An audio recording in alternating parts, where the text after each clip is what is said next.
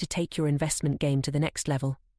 Introducing Digital Investor, your ultimate guide to mastering the digital marketplace.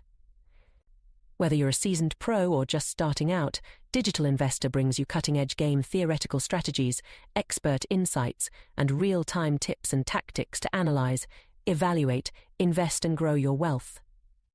Don't miss out on the digital revolution. Visit www.nickblacknex.com and start your journey with Digital Investor today.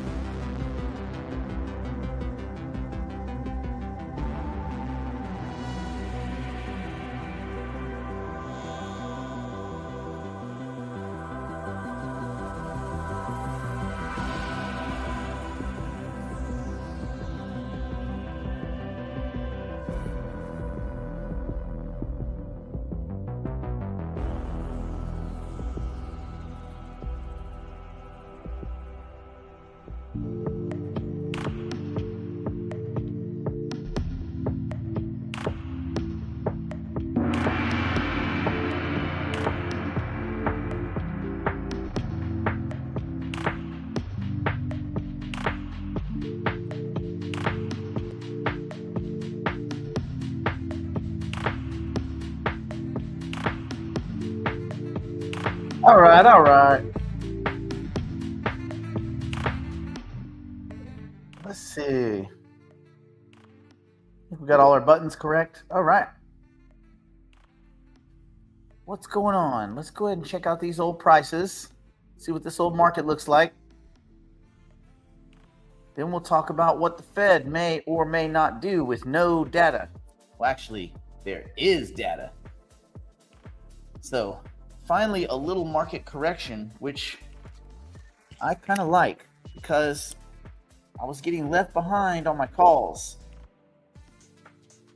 So maybe finally, there we go, back into 34s. We can breathe easy. It was, so it's down a buck, ETH down a buck, so Ethereum's down. Okay. Good. So a little day of correction, probably a healthy one. Let's see. Is anybody having a good day? Probably the less exciting stuff probably got beat up worse. Let's see. The bridge's still doing pretty good. That's interesting. No surprise, GMRT is S-ing the bed. Let's see. Optimism. All these layer 2 should be just getting destroyed. What do we got? Monero, I don't know why anybody buys that crap. It doesn't make any sense that it should be anywhere near its all-time high after it's been constantly 51% attacked for months. People are stupid. Like, the one thing you don't want in your privacy token is that someone else can double spend it. The other thing, other than the worst thing possible, the second worst thing possible is that now everybody's paying attention to it because of all these attacks. Like, that's not really what you want out of your privacy token. You want something obscure and quiet that lets you just move value. But no. Nope, you have something very public and on the main stage getting attacked. Pretty awesome. All right, so Bitcoin looks like it probably started taking a little bit of a pummeling. Oh, right around 6 a.m. What does that tell me? That tells me that perhaps today's discussion is quite poignant because maybe this is based on the Carlyle report that came out, a private investment facility that basically does economic reporting when the government is not picking up the slack, when they're not doing their part. So it'll be interesting. We'll go through that. We'll go through that in a bit. Let's see. Where was I on my last? I don't know the last person. Oh, I think it was that one. Okay. Hello. All right. If you have any questions, feel free. You can put a little Q. You can write the word question, and off to the races. What do you know about not gold? Nat gold? Not gold. What do I know about nat gold? Nothing. No clue. If the word gold is in the name, I'm not messing with it. I don't want to have anything to do. I don't care about precious metals at all. So someone else may find it more interesting, but not me. All right. Hello, Terrence. What's going on? So yeah, when there's a lack of information or there's a vacuum, some ADP, ADP usually is a little bit off, but when I was reading this morning, ADP's numbers were showing, they were showing some pretty slow labor growth. Well, no labor growth. They actually did some redactions, and the numbers are real bad. So if the government doesn't open up by the 15th, now there's a chance, but if they don't, then the Fed would meet a week and a half later on very minimal information. Now, the information's not likely to be good, even if they do get information. Okay, so it's a stable coin backed by gold. It's not 100% backed. And if it's not 100% backed, everything else is some fractional system, and all fractional systems are bullshit. So I would say it's 100% bullshit. I have a gold ring upstairs somewhere. So can I say that everything I own is backed by gold? I have that gold ring, therefore it's all backed by gold. A little tiny nothing fragment of gold. So yeah, I think. Oh, hold on, give me. Yeah. So I would say, yeah, Denny, I would say that's trash. That's just some kind of marketing bullcrap, is what I would say. Marketing bullcrap. That's the problem. Almost immediately when the U.S. government went on the gold standard, it was immediately broken within minutes, because people were like, "Well, wait, it's not going to be 100% back. No. Well, we're gonna use it to limit the amount of money we can print." How? What happens when you need to expand the budget? Well, we'll just reduce the. Okay, then what's the point of go? It's all bullcrap. What's the point of it if you're just going to readjust it? There's no point. All this is stupid. So yeah. That. Okay. So, and it's funny too, because the idea, this hard money idea, you either trade a hard money, right? Meaning you can't, and by the way, gold is not hard money. It's the hardest of the traditional money systems, right? But you get gold out of the ground. You get gold in space. Apparently everywhere you freaking look, there's gold all over the moon, from meteors and little comets crashing into it all the time. There's gold everywhere. So it's not scarce. That's the problem. So if you have an asset that's not, it's hard-ish. Gold is an uncertainty play. When you're uncertain, people buy gold, and it's done good. It's doubled in this year. But if you look at its track record, it doesn't fare well against inflation. It just does not. Because once people are certain of whatever the direction of the market is, they just ignore gold means nothing. And so, I don't know. I have a hard time getting behind an asset that just broke its all-time high after a 15-year layoff. That's not really the inflation hedge that I'm looking for. Yeah. Did I claim my rejuve? No, I didn't, because I can't do it. because I've tried 100 times on 3 different computers, and it's impossible. It is impossible to complete a transaction. Impossible. As in not possible. I've tried it hundreds of times. And I finally just gave up. I'm like, nope, I'm done. So yeah. And I should have a lot of them coming too, because I had millions of AGIX. Like more than one. I had plural millions of AGIX. So I should have a lot. But the Rejuve airdrop is broke because Singularity DAO is broken. Their website's broken. There is no customer service. There's no one to call. And they wouldn't know anything even if you did call them. So, no, I did not claim my Rejuve airdrop. So there's no free money for me because the fucking thing doesn't work. Because everything that Singularity DAO does is trash. There. Not that I'm bitter.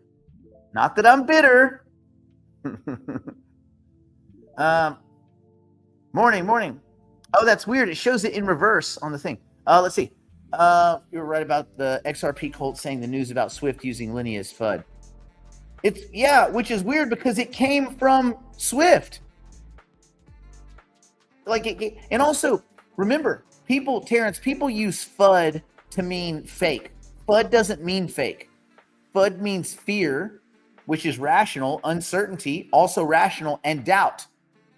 So yes, that would generate fear, uncertainty, and doubt in a bunch of cult members who the pipe dream they've been sold for going on 10 years now is that Ripple is going to replace Swift.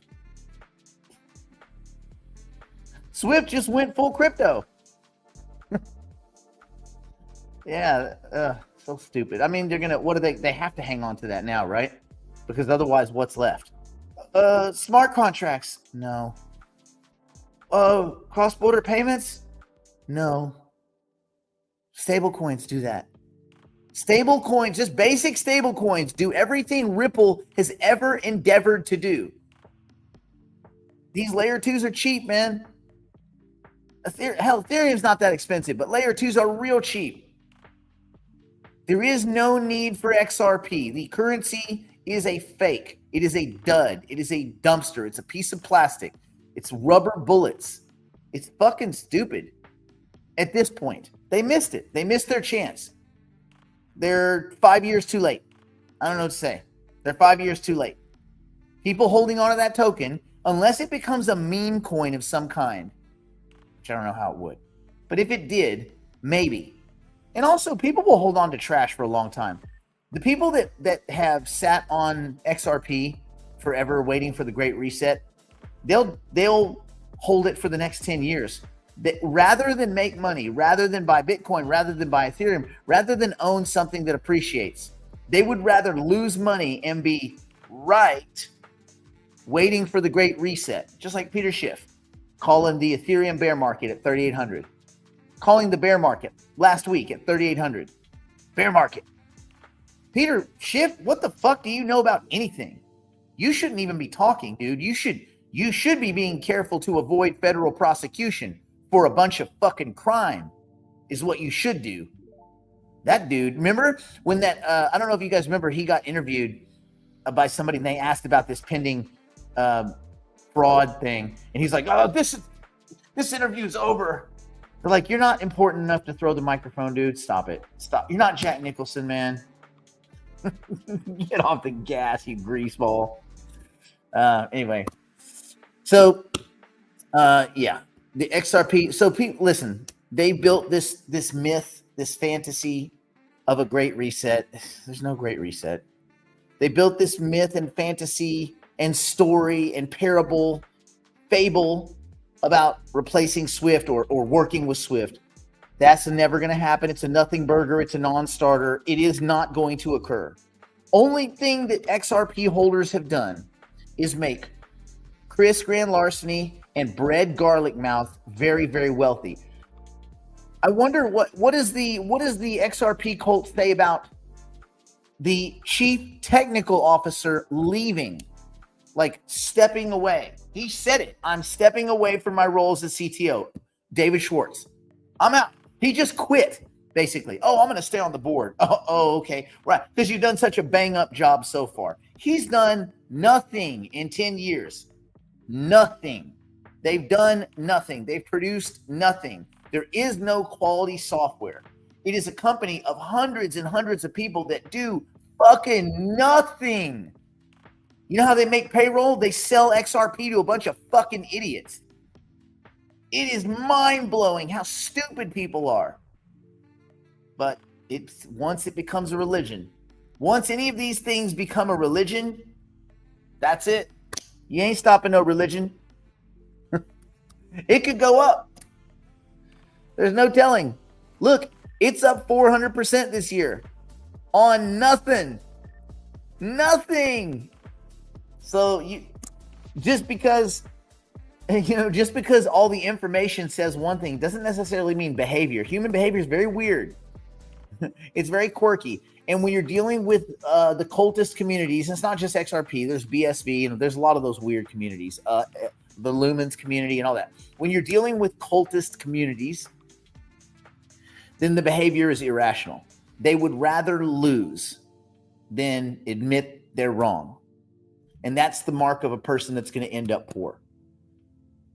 If you would rather lose money by admitting you're incorrect rather than just moving on and making a better decision, you will be poor. You will be destitute, and embarrassingly so. So whenever you say you want to be rich or do you want to be right, the XRP community, they want to be right. No, we're right. You'll see. We just got to wait longer. How long do you want to wait, guy? You hit your all-time highs in 2017 and early in January 2018. Then all of 2018, all of 2019, 2020, 2021, 2022, 2023, 2024, now almost all of 2025. 8 years? It's been 8 years. You're not even back to your all-time highs yet. It's been 8 years. What the fuck are they waiting for? So in that 8 years, what's happened?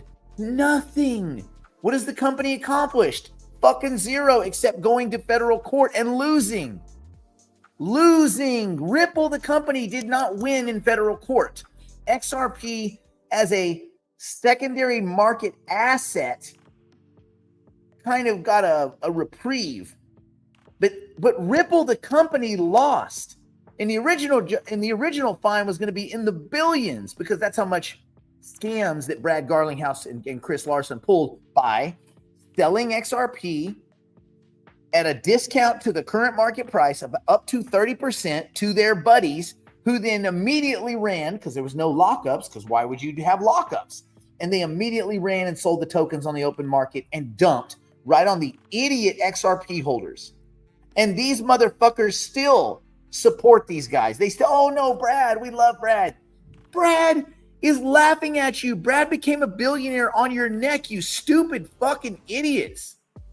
It's mind-blowing how stupid people are. This dude is like, and even if you tell people that, they're like, yeah, but Swift. Oh, okay, what Swift? We're going to replace it.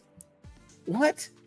Because the Great Reset's coming. XRP is going to be at least 10,000 a token. Do you know how stupid that sounds? The only reason there's 174 billion in value in this token is because of unit bias. Because they made 100 billion tokens when every other project was making in the millions. Tens of millions, maybe 100 million. Oh, no, 100 billion. Because the whole planet.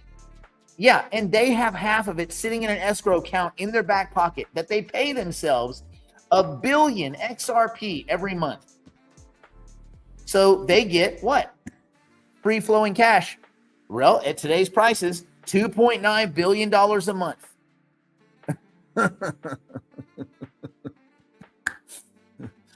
I mean, God, man. People are so stupid. And if you get someone that's like, look, I used to own XRP. I owned it before almost anybody. Man, I got it for less than a quarter of a penny, less than 25, like 0.21.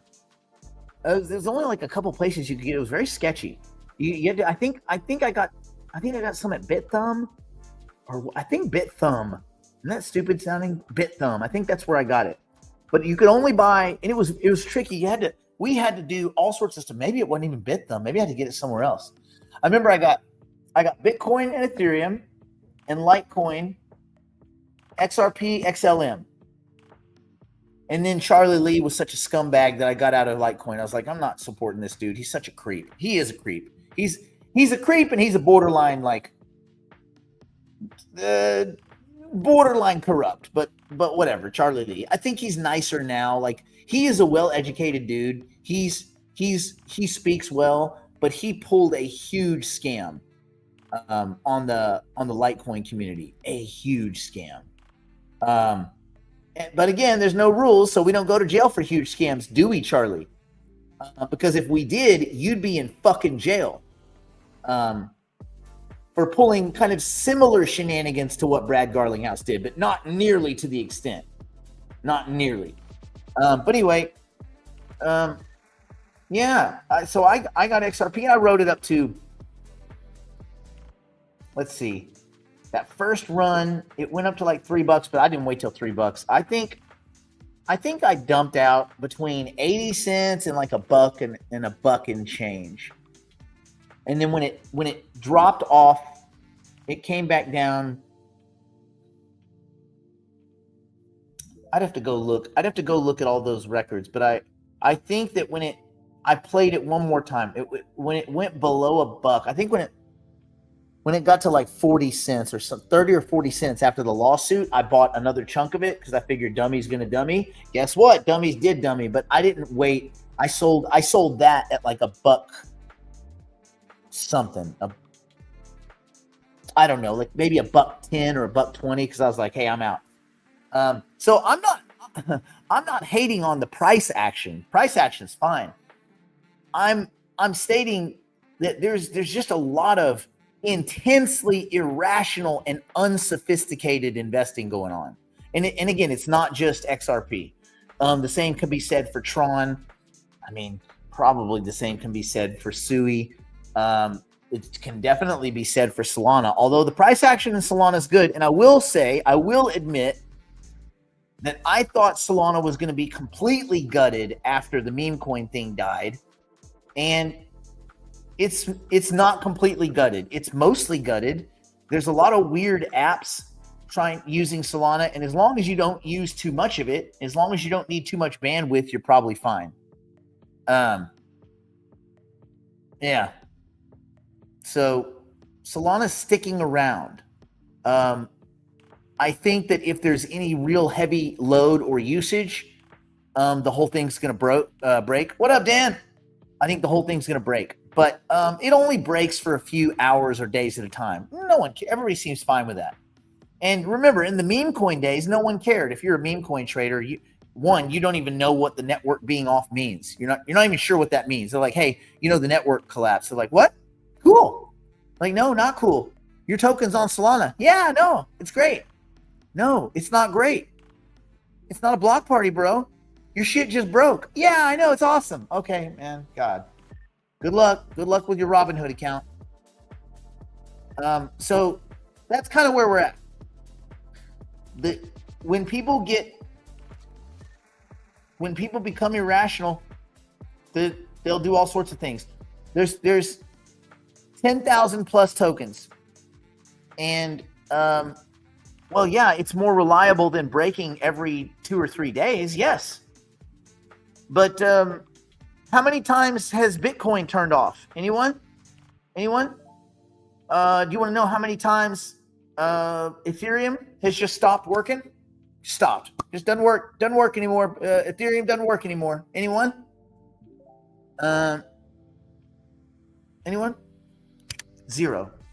The answer is zero, Green. So yeah, I just don't. I don't think it's defensible. to say that we have this big network and we move a lot of money, but every now and then, fellas, it's just going to not work at all. Sorry. When will it come back on? Even Anatoly, the douchebag, one of the douchebag co-founders, whatever, he was like, what's the difference if it's off for a day or 2 days? What? What's the difference if banking doesn't work for 1 or 2 days? I don't know. Eating.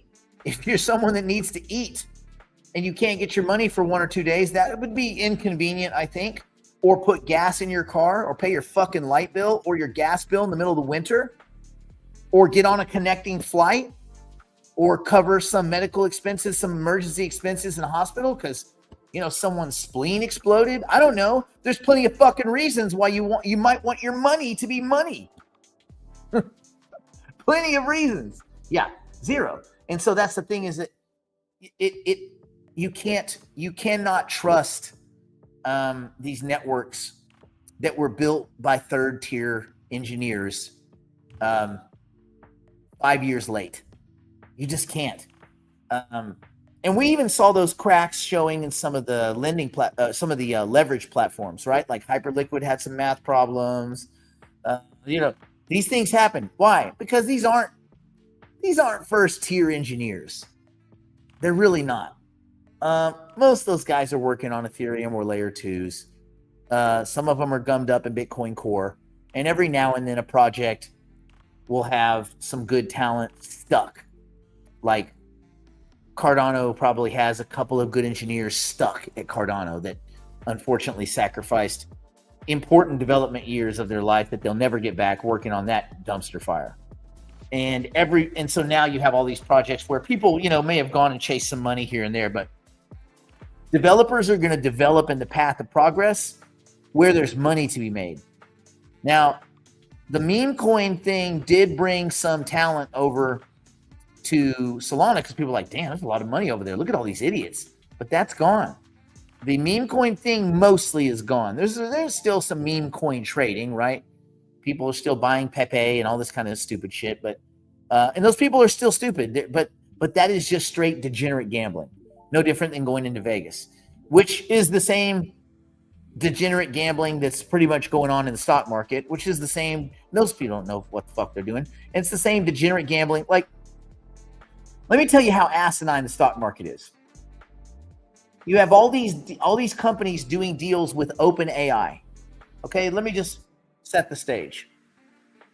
Deal with NVIDIA for compute, deal with Intel chips, compute, deal with what was the other company? There's like 3 companies that, like, within the last Dell, Larry Ellison and all that. So there's like 3 or 4 companies that have done deals with OpenAI.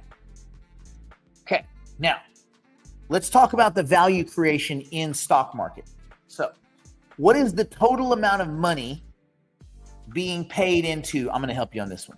The total amount of money that all these deals equal, the actual money for I'm buying this for this, I'm selling this for this. The total amount of money is about $10 billion. $10 billion.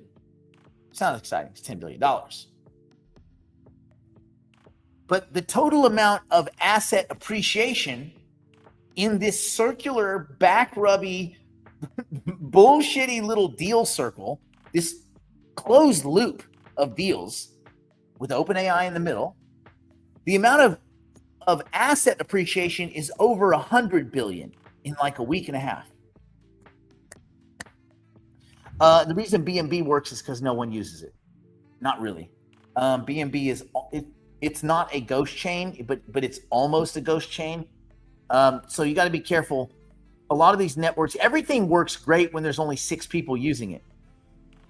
It's when 600 million people use it that the stuff crashes and breaks. And these are all, remember, BNB, copy and paste of Ethereum. Tron, copy and paste of Ethereum. Layer 2s, literally copy and paste of Ethereum. All of them. So the Ethereum copy and paste thing works pretty good, especially when no one's using your network. And BNB, no one's using BNB. The only reason we're talking about BNB is because the price goes up, and the price goes up because they burn the tokens, and they participate in some interesting shenaniganery. We'll just leave it at that. It's not illegal, washing the token around and things like that, but it's not necessarily legitimate. We'll just say that. But you know what? Number go up. No one cares. So 10 billion worth of deals, but in stock market, 100 billion in asset appreciation, a 10x of those deals. You might say that seems egregious. Seems like a lot. Yeah, it's a lot. It's because people are just throwing money in every direction right now. They don't know what they're doing. There is a lot of unsophistication in financial markets, which for us is awesome. It's sometimes frustrating to look at things, do things they shouldn't do, because you're like, well, that's a garbage project. We're run by garbage people and that should be dead. But that doesn't matter. Things don't just die, right? But for us, the more idiots in the market, the better. The dumber the market is in general, the better it is for all of us. And the dumber the behavior is of the aggregate investor, the better it is for all of us. Because those dummies are, unfortunately or fortunately, they're on the other end of many of our decisions. Those are the same idiots that are buying high. They're the same idiots that sold Bitcoin at 119 because it can't go any higher than that, even though it was there 3 hours ago. Even though it's there now. It's the same people that have, it's like $68 is what they're investing, and they'll forever be poor. I'll tell you someone who's gonna forever. He's a friend of ours, but he's gonna be basically broke his whole life. And that's, you guys remember when we did Monday Morning Live? You remember Eric, the co-host? It was because Brandon and I did the show, and then every other few days it was Eric. Eric would sometimes stream. He was Kenny's. He streamed Kenny's stuff, but then he would stream mine every now and then. And he's still basically fucking broke. And he holds of course he sold Bitcoin at 119 because they're all just, oh man, they're all just idiots. I mean, other than Brandon over there, well, Grant wasn't really a trader. Grant didn't trade. None of those people made money. None. When I say none, I mean none. Shaw, that guy hasn't made a fucking nickel since they were made out of wood. Since they had pictures of Indians on them. Like, none of those guys know. They just don't get it. I don't know what is the missing. It's probably a lot, but I don't know what are the missing things, the missing elements. Same thing with like I love Jeff Snyder. Remember Jeff and Emil? They were great, but now Jeff is kind of weirdly partnered up with Steve Van Meter. Steve Van Meter's never made a dime. I mean, the guy's like basically borderline poverty. The guy's awful. I hope he doesn't manage anyone's money. Oh my God, can you imagine? They're all kind of doom and gloomer, kind of whatever. But Jeff has really accurate observation of the bond market, and so for nothing else. Now, Jeff is not an investor, so yeah. I mean, none of these guys are. That's the thing. Most of these dudes, yeah, I guess they just analyze. They analyze. They have analysis paralysis. I don't think they act on any of their moves. Yeah. Eric, he's still not a believer. Yeah, he's a very nice guy. There's a lot of nice people that are broke. Matter of fact, that's like 90% of society. Very nice, broke. Probably will never make a recovery. What are you gonna do, right? Oh, Tom. Oh yeah, Tom. Tom knew nothing. And even Tom admitted he knew nothing. He said, I don't know anything about crypto. Like, he even just straight up said it. He had created a bunch of little really simple bots that would just look at price and volume. And if the volume was down but if the volume started to spike, then he would put an alert. Oh, it was just chasing volume indicators. Those guys, he said, I have this big AI system and all that. That was all a lie. I mean, no more AI than, say, spell check. He had spell check, and that was about it. But yeah, these guys, they'd never had their own money. He studies crypto now. I doubt it. Catherine, I doubt it. I'll just put it that way. What Tom does, and this is fine, this is what most people do, is they sell services, and they sell things, and they sell updates, and they sell special thises and special that's. That's what they do. Optionetics. Let me guess. Is it some AI system that has to do with the options market? AMD. That was the other one. Good one, Sean. Good catch. Yeah. Anyway, just be careful where you get your marching orders from. Ideally, you canvass a bunch of information from a bunch of different people. You don't really trust anybody completely. You just listen to what they have to say, and you make decisions, roughly based off that. It's rocket scientist algorithms. Yeah. Better than NASA. Good, because NASA hadn't gotten anything to stay in the air in a while. That's funny. So yeah, you listen to a lot of people that you think that there's something to offer. The list is small. The list is very small, but you find your list of 4 or 5 people that you want to hear what they have to say, but your trading decisions become your own. This goes back to early 2002-ish. Well, he wasn't trading crypto in 2002.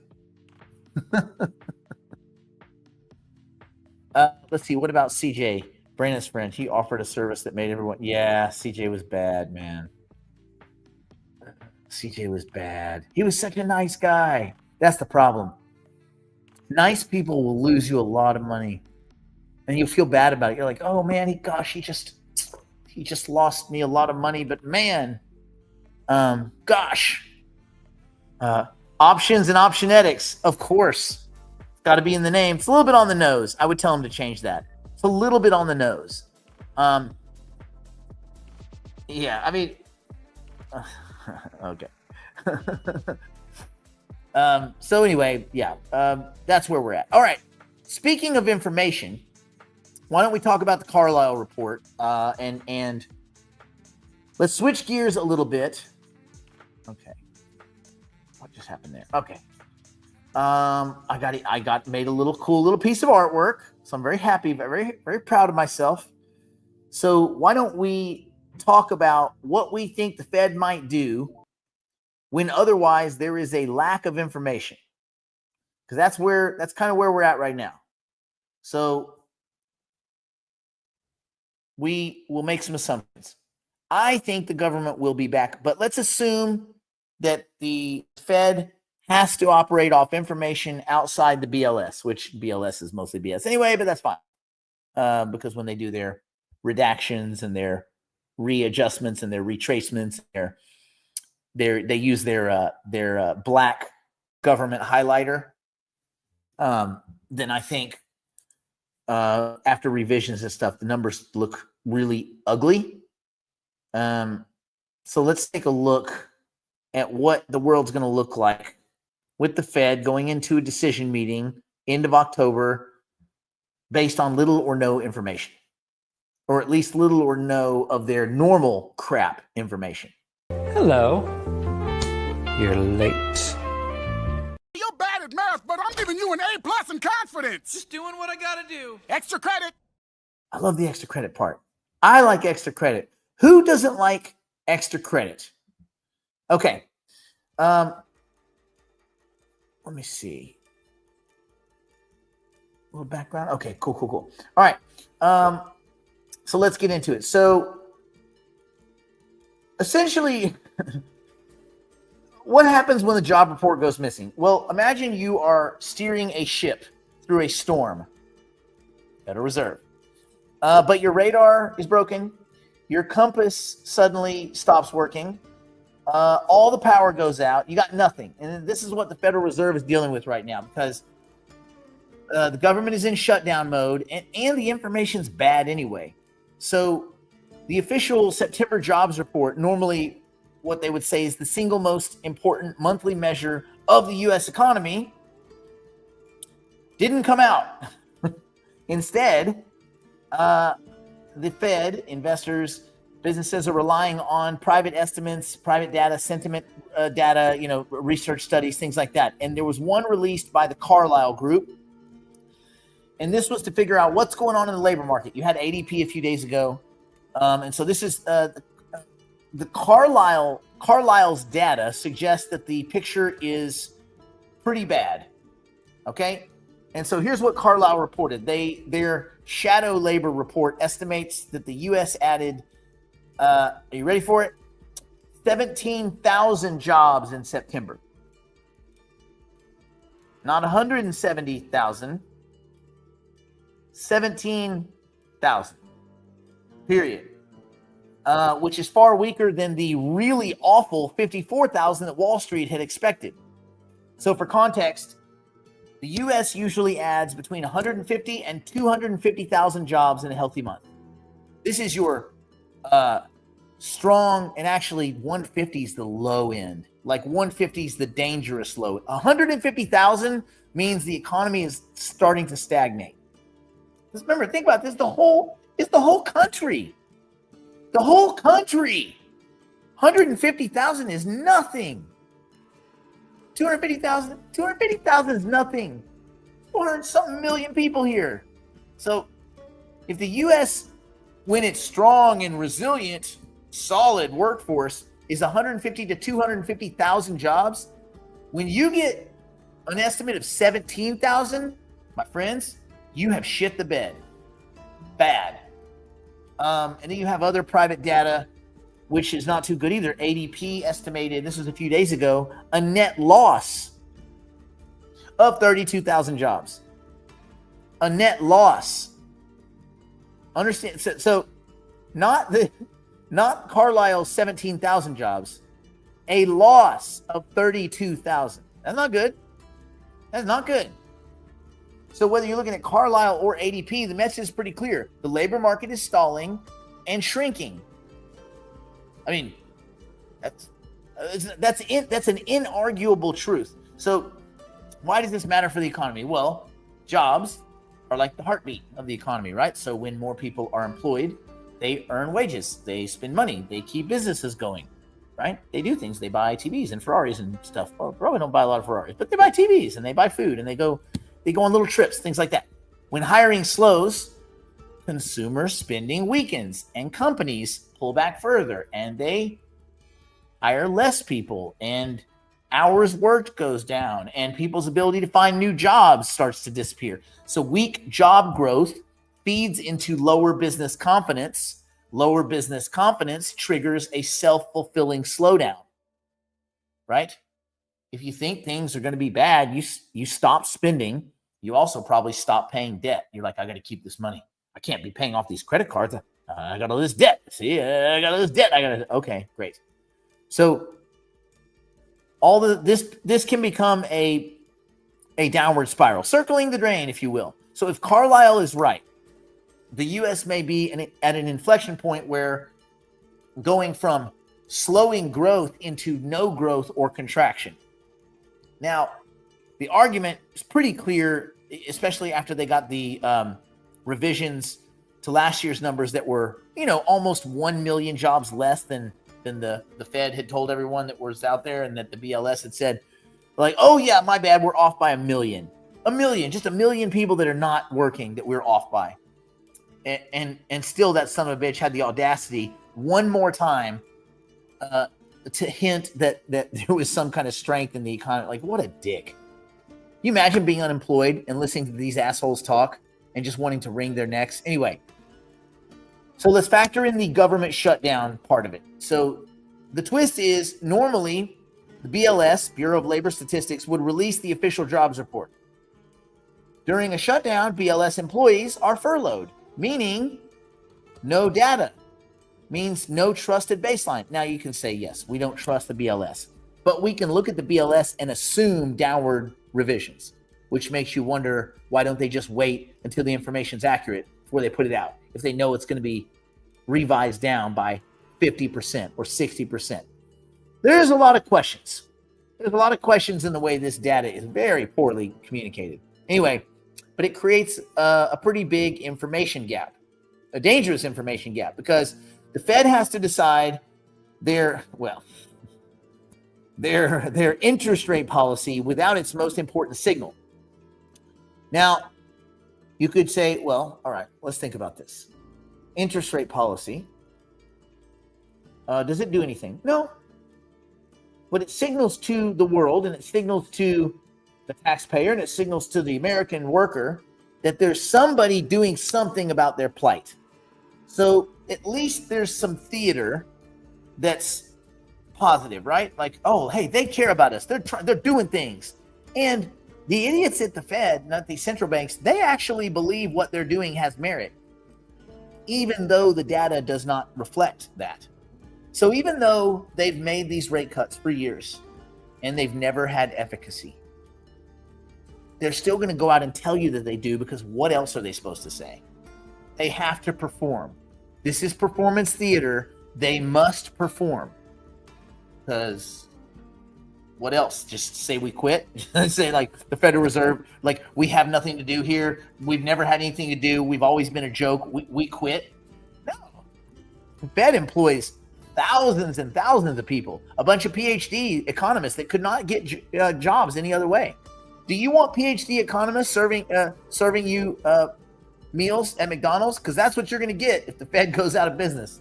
Anyway, so they're going to decide their interest rate policy without the most important BLS information. Therefore, markets are kind of in a guessing game right now of what's going to happen. And of course, that raises volatility.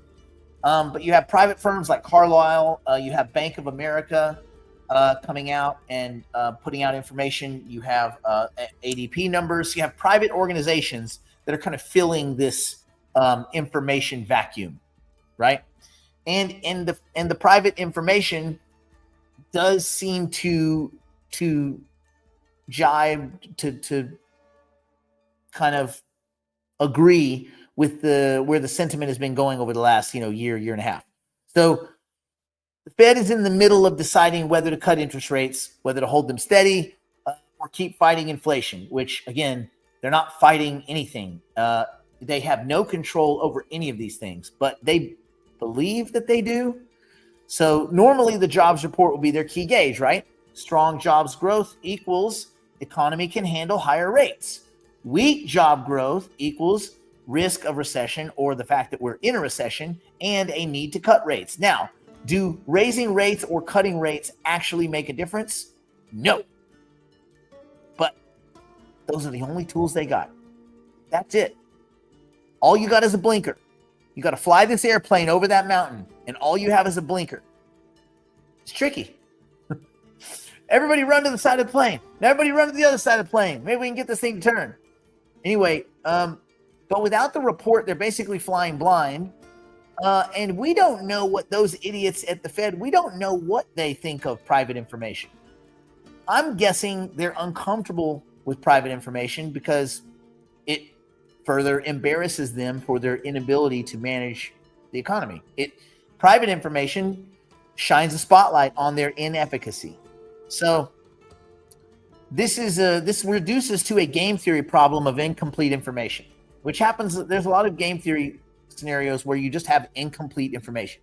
The Fed doesn't know the true state of the labor market unless they use private firms' data like Carlyle, like ADP, like Bank of America.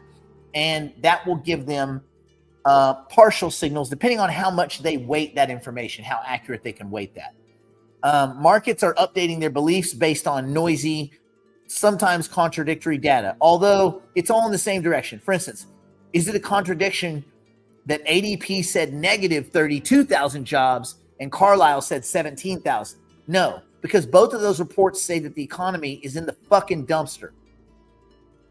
So whether the dumpster is on fire or not, smoking, But neither of those. So while that's contradictory information, it's not really noisy because it's not contradicting the underlying theme, right?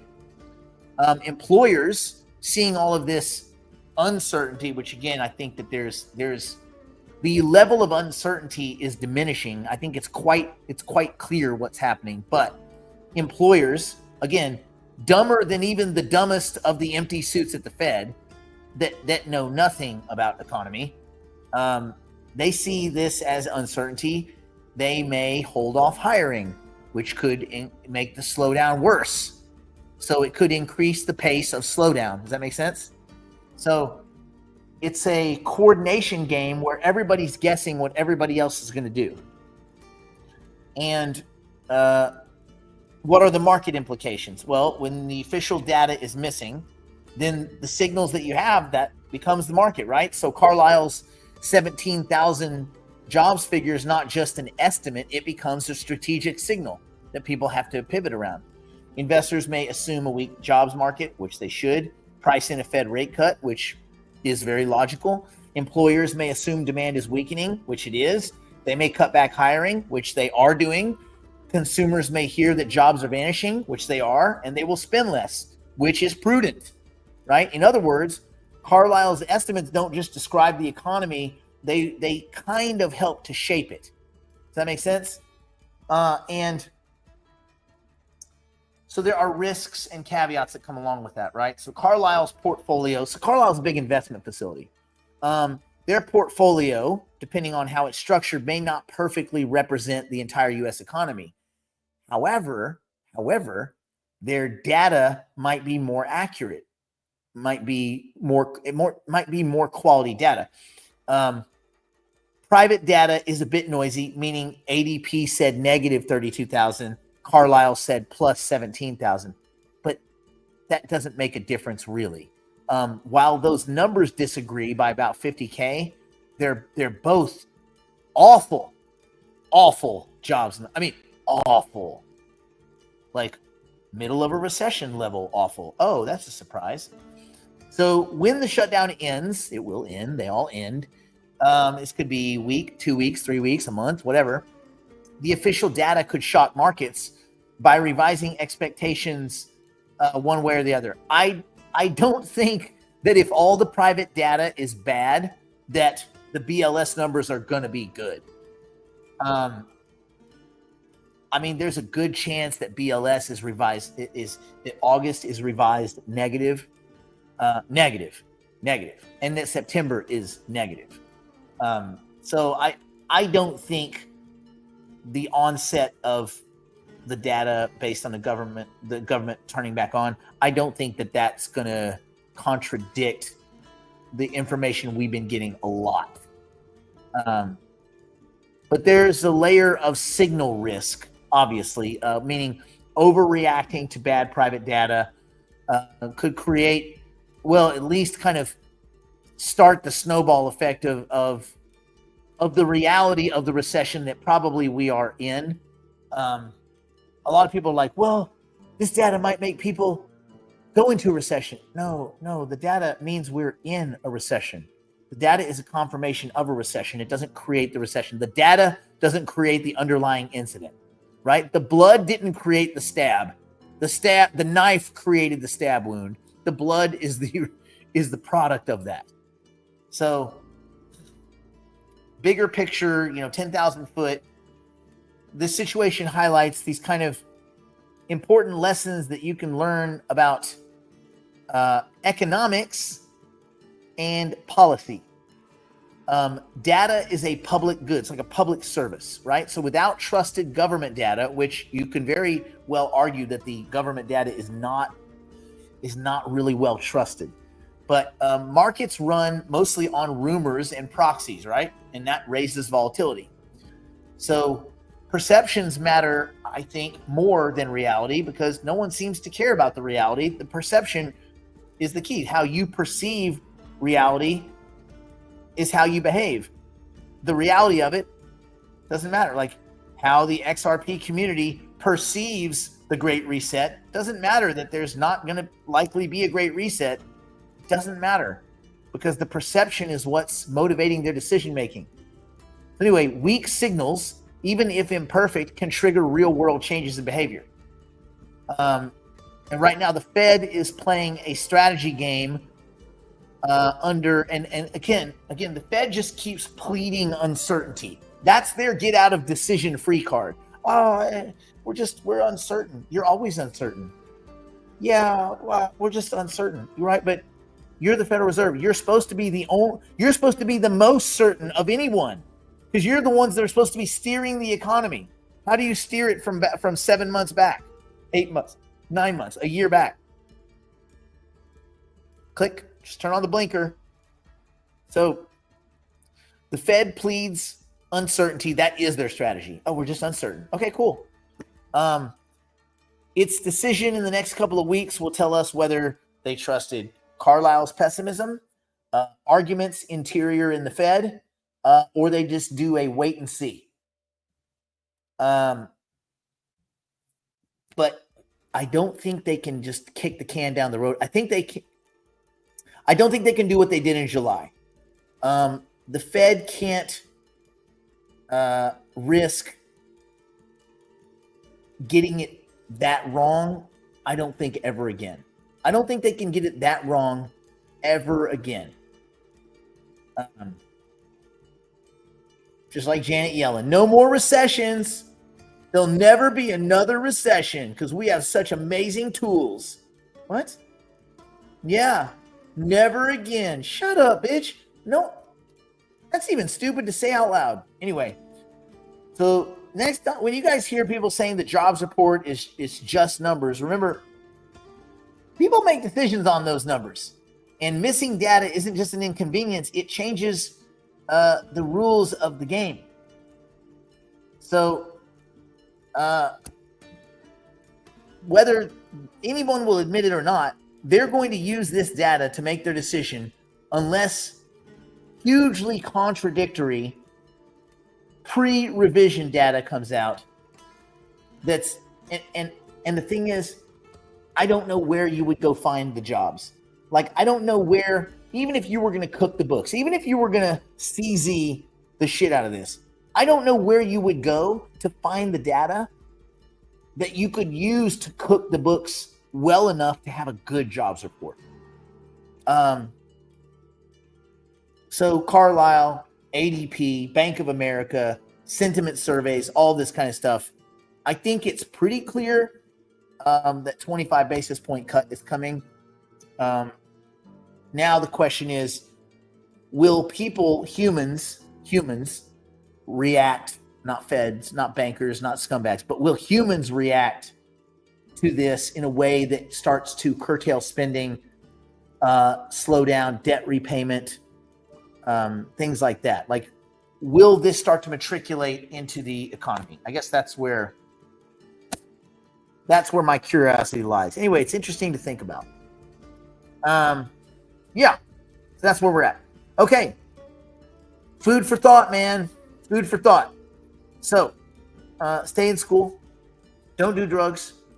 Don't do anything my poor, insolvent, drunk, strung on meth grandmother or Brandon wouldn't do. No idea what the weather is down there, but I'm guessing it's cold because he said he could step on the grass and it crackled because it was icy. That sounds awful. That sounds actually horrible. So, but for the rest of you, enjoy your day and we will see you tomorrow.